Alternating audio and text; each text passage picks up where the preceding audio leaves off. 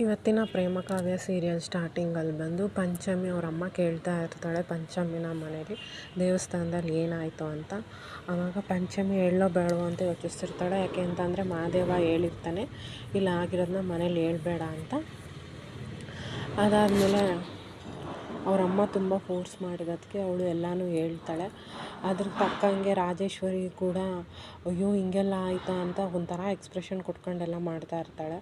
ಅದಾದಮೇಲೆ ಇನ್ನೂ ಎಷ್ಟು ದಿನ ಅಕ್ಕ ನಮ್ಮ ಪಂಚಮಿ ಮಹಾದೇವ ಕಾವ್ಯ ಹಿಂಗೆ ಸಪೋರ್ಟ್ ಮಾಡ್ಕೊಂಡಿರ್ತಾರೆ, ಪಂಚಮಿನ ಒಬ್ಬೊಬ್ಬಳೆ ಇನ್ನೆಲ್ಲ ಓಡಾಡೋಕೆ ಬಿಡಬಾರ್ದು ಅಂತ ಅಂದ್ಬಿಟ್ಟು ಅವ್ನ ತಮ್ಮ ಕಿಟ್ಟಿನ ಕರೆದ್ಬಿಟ್ಟು ಕಿಟ್ಟಿ ಬಾರೋ ಇಲ್ಲಿ ಇನ್ನು ಮುಂದೆ ನೀನು ನನ್ನ ಮಗಳು ಪಂಚಮಿ ಜೊತೆ ಹೋಗಬೇಕು, ಅವಳನ್ನ ಒಂಟಿಯಾಗಿ ಬಿಡಬಾರ್ದು ಅಂತ ಹೇಳ್ತಾಳೆ. ಬಿಕಾಸ್ ಯಾಕಂತ ಅಂದರೆ ಅವಳು ಆಲ್ರೆಡಿ ಡಿಸೈಡ್ ಮಾಡಿರ್ತಾಳೆ ಪಂಚಮಿನ ಕಿಟ್ಟಿ ಕೊಟ್ಟು ಮದುವೆ ಮಾಡಿದ್ರೆ ಆಸ್ತಿ ನಮ್ಮ ಹತ್ರನೇ ಉಳ್ಕೊಳ್ಳುತ್ತೆ ಅಂತ.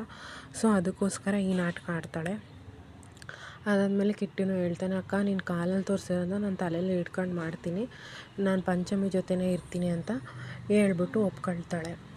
ನೆಕ್ಸ್ಟ್ ಸೀನಲ್ಲಿ ಪ್ರೇಮ ಪ್ರೋಮೋದಲ್ಲಿ ತೋರಿಸಿರೋ ಥರ ರಾಮ್ ರೂಮಿಗೆ ಬರ್ತಾಳೆ. ರಾಮ್ ರೂಮಿಗೆ ಬರೋಕ್ಕೂ ಮುಂಚೆ ಗೇಟಲ್ಲಿ ನೋಡಿದಾಗ ರಾಮ್ ಎಕ್ಸಸೈಸ್ ಮಾಡಿ ಒಳಗಡೆ ಹೋಗಿರ್ತಾನೆ. ಸೊ ನಾನು ಒಳಗಡೆ ಹೋಗಬೇಕು ಅಂತ ಪ್ರೇಮ ಬರ್ತಾಳೆ. ಆದರೆ ಅವ್ರ ಅತ್ತೆ ಫೋನಲ್ಲಿ ಮಾತಾಡ್ತಿರ್ತಾಳೆ. ಸೊ ಕಷ್ಟಪಟ್ಟು ಪ್ರೇಮ ಬಂದ್ಬಿಟ್ಟು ರಾಮ್ ರೂಮ್ ಸೇರ್ತಾಳೆ. ರಾಮ್ ರೂಮ್ ಸೇರಿದಾಗ ಎಲ್ಲಿ ಹೊಸ್ಕೋಬೇಕು ಅಂತ ಗೊತ್ತಾಗ್ತಾನೆ ಕಬೋರ್ಡ್ ಒಳಗಡೆ ಹೋಗಿ ಕೂತ್ಕೊತಾಳೆ. ಆಗ ರಾಮ್ ಸ್ನಾನ ಮಾಡ್ಕೊಂಡು ಬಂದು ಡ್ರೆಸ್ಸೆಲ್ಲ ಹಾಕೊಂಡು ರೆಡಿ ಆಗ್ತಾ ಇರ್ಬೇಕಾದ್ರೆ ಯಾರೋ ಕಬೋರ್ಡ್ ಒಳಗಡೆ ಇರೋದು ಅವನಿಗೆ ಗೊತ್ತಾಗುತ್ತೆ. ಆಗ ಯಾರಿರೋದು ಅಂತ ನೋಡ್ತಾನೆ. ಅದಾದಮೇಲೆ ಅವಳು ಮುಖಕ್ಕೆಲ್ಲ ಕಟ್ಕೊಂಡಿರೋದು ನೋಡಿ ಯಾರೋ ಅಂತ ಕಿರ್ಚ್ತಾನೆ. ಆ ಕಿರ್ಚಾಟಕ್ಕೆ ಮಹೇಶ್ವರಿ ಬಂದು ಬಾಗಿಲು ತಟ್ತಾ ಇರ್ತಾಳೆ. ಅಷ್ಟರಲ್ಲಿ ನಾನೇ ರಾಮ್ ಅಂತ ಪ್ರೇಮ ಹೇಳಿದಾಗ ನೀನು ಯಾಕೆ ಹಿಂಗೆ ಬಂದಿದ್ದೀಯ ಅಂತ ಎಲ್ಲ ಅವರಿಬ್ರು ಕಾನ್ವರ್ಸೇಷನ್ ನಡೆಯುತ್ತೆ. ಬಟ್ ಅಷ್ಟರಲ್ಲಿ ಅವರಮ್ಮ ಆಲ್ರೆಡಿ ಬಾಗಿಲ ಹತ್ರ ಬಂದು ನಿಂತಿರೋದ್ರಿಂದ ಪ್ರೇಮನ್ನ ಕಬೋರ್ಡ್ ಒಳಗಡೆ ಕೂರಿಸಿ ರಾಮ್ ಹೋಗಿ ಅವ್ರ ಅಮ್ಮನ್ನ ಮಾತಾಡಿಸ್ತಾನೆ. ಅವ್ರ ಅಮ್ಮ ಬಂದ್ಬಿಟ್ಟು ನಾನು ಚಾರ್ಜರ್ನ ನಿನ್ನ ರೂಮಲ್ಲಿ ಇಟ್ಟೋಗಿದ್ದೆ ರಾಮ್ ಅಂತ ಅವರಮ್ಮ ಡೌಟಲ್ಲಿ ಹುಡುಕ್ತಾ ಇರ್ತಾಳೆ. ಅಷ್ಟರಲ್ಲಿ ರಾಮ್ ತಗೋ ಇದೆ ನಿನ್ನ ಚಾರ್ಜರ್ ಅಂತ ಅಂದ್ಬಿಟ್ಟು ಅವನ ಚಾರ್ಜರ್ನ ಎತ್ಕೊಟ್ಟು ಅವಳನ್ನ ಕಳಿಸ್ತಾನೆ. ಆಮೇಲೆ ಪ್ರೇಮ ಕಬೋರ್ಡಲ್ಲಿ ಹೋಗಿ ನೋಡಿದಾಗ ಅವಳು ಮೂರ್ಛೆ ಹೋಗಿರೋ ಥರ ನಾಟಕ ಆಡ್ತಿರ್ತಾಳೆ. ಇವನು ಫುಲ್ಲು ಸೀರಿಯಸ್ ಆಗಿ ಪ್ರೇಮ ಅಂತ ನೀರೆಲ್ಲ ಹಾಕ್ತಾನೆ. ಆದರೆ ಅವಳು ನಾಟಕ ಮಾಡ್ತಿರೋದು ನೋಡಿ ಗೊತ್ತಾಗುತ್ತೆ. ಆವಾಗ ಪ್ರೇಮ ಹೇಳ್ತಾಳೆ ನಾನು ಮೂರ್ಛೆ ಹೋದರೆ ನೀನು ನನಗೆ ಎಷ್ಟು ಕೇರ್ ಮಾಡ್ತೀಯ ಅಂತ ಅಂದ್ಬಿಟ್ಟು ಟೆಸ್ಟ್ ಮಾಡೋಕ್ಕೆ ಹಿಂಗೆ ಮಾಡಿದೆ ಅಂತ ಅಂದಾಗ ರಾಮ್ ಸಿಟ್ಟು ಮಾಡ್ಕೊಳ್ತಾನೆ. ಆವಾಗ ಪ್ರೇಮ ಇನ್ಯಾವತ್ತೂ ಹಿಂಗೆ ಮಾಡಲ್ಲ ಸಾರಿ ಅಂತ ಸಾರಿ ಕೇಳಿಬಿಟ್ಟು ಸರಿ ಆಯಿತು ನೀನು ಇಲ್ಲಿಂದ ಹೊರಡು ಅಂತ ಹೇಳಿದಾಗ ಇಲ್ಲ ನಾನು ನಿನ್ನ ಬಟ್ಟೆ ಎಲ್ಲ ಇಸ್ತ್ರಿ ಮಾಡಬೇಕು ಅಂತ ಹೇಳ್ಬಿಟ್ಟು ಪ್ರೇಮ ಅಲ್ಲೇ ಉಳ್ಕೊಳ್ತಾಳೆ. ಈ ಕಡೆ ಇಲ್ಲಿ ಕಾವ್ಯನ ಸೀನ್ ಏನಪ್ಪ ಅಂತ ಅಂದರೆ ಕಾವ್ಯ ಅವ್ರ ಮನೇಲೇ ಇರ್ತಾಳೆ. ಅಕ್ಕಿ ರೊಟ್ಟಿ ಮಾಡಬೇಕು ಅಂತ ಅವ್ರ ಅಮ್ಮನ ಜೊತೆ ಎಲ್ಲ ರೆಡಿ ಮಾಡ್ಕೊತಾ ಇರ್ತಾಳೆ. ಅವ್ರ ಅಮ್ಮ ಅವಳಿಗೆ ಅಡುಗೆ ಮಾಡೋದು ಹೆಂಗೆ ಅಂತ ಹೇಳ್ತಾ ಇರಬೇಕಾದ್ರೆ ಕಾವ್ಯ ಇದೆಲ್ಲ ನನಗೆ ಹೇಳ್ಬೇಡ ಇಲ್ಲಿಂದ ಹೊರಟೋಗು ಅಂತ ಹೇಳಿ ಹಿಟ್ಟೆಲ್ಲಿಟ್ಟಿದ್ಯಾ ಅಂತ ಕೇಳಿದಾಗ ಅಲ್ಲೇ ಮೇಲ್ಗಡೆ 2ನೇ ಡಬ್ಬ ಅಂತ ಹೇಳ್ಬಿಟ್ಟು ಹೋಗ್ತಾಳೆ. ಅವಳಿಗೆ ಎಟುಕಿಸ್ತಾ ಇರಲ್ಲ. ಈ ಪ್ರೋಮೋದಲ್ಲಿ ತೋರಿಸಿರೋ ಥರ ಮಹಾದೇವ ಬಂದು ಅವಳನ್ನ ಎತ್ಕೊಂಡಾಗ ಕಾವ್ಯ ಫುಲ್ಲು ಇಳಿಸು ಅಂತ ಎಷ್ಟೇ ಹೇಳಿದ್ರು ಇಳಿಸಲ್ಲ.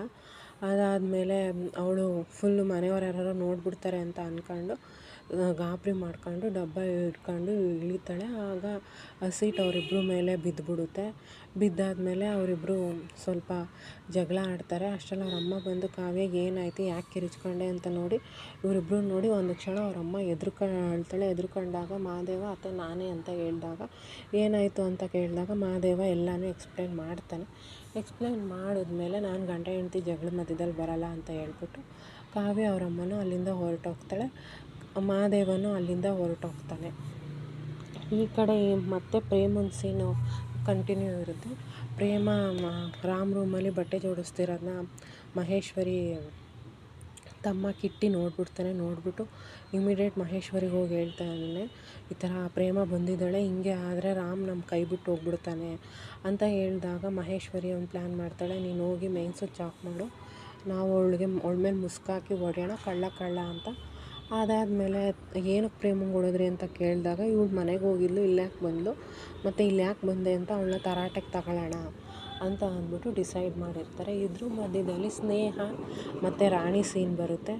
ಸ್ನೇಹ ರಾಣಿ ಅವ್ರ ಅಪ್ಪಂಗೆ ಬೈಕ್ ತಂದು ಕೊಡ್ತಾಳೆ. ಬೈಕ್ ತಂದು ಕೊಟ್ಬಿಟ್ಟು ಅಂಕಲ್ ಇದು ನಾನು ನಿಮಗೆ ಕೊಡ್ತೀರಾ ಸ್ಮಾಲ್ ಗಿಫ್ಟು, ನೀವು ಇದನ್ನು ಎಕ್ಸ್ಪೆಕ್ಟ್ ಮಾಡ್ಕೊಳ್ಳಿ ಅಂತ ಹೇಳಿದಾಗ ಅವ್ರ ಅಪ್ಪ ಅಮ್ಮ ಬೇಡ ಅಂತಾರೆ. ಆದರೆ ನಾನು ನಿಮ್ಮ ಮಗಳ ಥರ ಅಂತ ಹೇಳಿ ಫುಲ್ ಎಮೋಷ್ನಲ್ ಬ್ಲ್ಯಾಕ್ ಮೇಲ್ ಮಾಡಿ ಕೊಡ್ತಾಳೆ. ಅವಳನ್ನ ಊಟಕ್ಕೆ ಮನೆಗೆ ಒಳಗಡೆ ಕರ್ಕೊಂಡು ಹೋಗ್ತಾರೆ.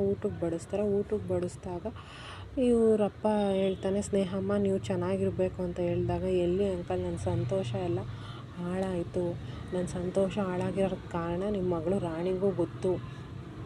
ಕೇಳಿ ಆ ಪ್ರೇಮ ಮೋಸ ಮಾಡಿ ನನ್ನ ರಾಮ್ನ ನನ್ನಿಂದ ಕಿತ್ಕೊಂಡಿದ್ದಾಳೆ. ನನ್ನ ಸಂತೋಷ ವಾಪಸ್ ಬರಬೇಕು ಅಂತ ಅಂದರೆ ನನ್ನ ರಾಮ್ ನನಗೆ ಸಿಗಬೇಕು. ನನ್ನ ರಾಮ್ ಸಿಗಬೇಕು ಅಂತ ಅಂದರೆ ರಾಣಿ ಸತ್ಯ ಎಲ್ಲರ ಮುಂದೆ ಒಪ್ಕೋಬೇಕು ಅಂತ ಹೇಳ್ದಾಗ ಅವರಪ್ಪ ಹೇಳ್ತಾನೆ, ಇದೆಲ್ಲ ನಿಜನಾ ರಾಣಿ, ನೀನು ಒಪ್ಕೊಬಿಡು ಅಂತ ಹೇಳಿದಾಗ ರಾಣಿ ಇಲ್ಲ ನಾನು ಆ ಪ್ರೇಮಕ್ಕನ ವಿರುದ್ಧ ಹೋಗಲ್ಲ, ಪ್ರೇಮಕ್ಕ ನಂಗೆ ತುಂಬ ಸಹಾಯ ಮಾಡವ್ರೆ ಅಂತ ಹೇಳಿ ಅಲ್ಲಿಂದ ಹೊರಟೋಗ್ತಾಳೆ. ಆಗ ಸ್ನೇಹಂಗೆ ಇನ್ನೂ ಕನ್ಫರ್ಮ್ ಆಗುತ್ತೆ, ಹಂಗಾದರೆ ರಾಣಿಗೆಲ್ಲ ಗೊತ್ತು ಅಂತ ಅಂದ್ಕೊಳ್ತಾಳೆ. ಅಷ್ಟರಲ್ಲಿ ಅವರಪ್ಪ ನೀನೇನು ಯೋಚನೆ ಮಾಡಬೇಡಮ್ಮ, ನಾನು ರಾಣಿನ ಒಪ್ಪಿಸ್ತೀನಿ ಅಂತ ಹೇಳಿದಾಗ ಸ್ನೇಹ ಸರಿ ಆಯಿತು ಅಂಕಲ್ ಅಂದ್ಕೊಂಡು ಕೈ ತೊಳ್ಕೊಂಡು ಅಲ್ಲಿಂದ ಎದ್ದು ಹೊರಟೋಗ್ತಾಳೆ.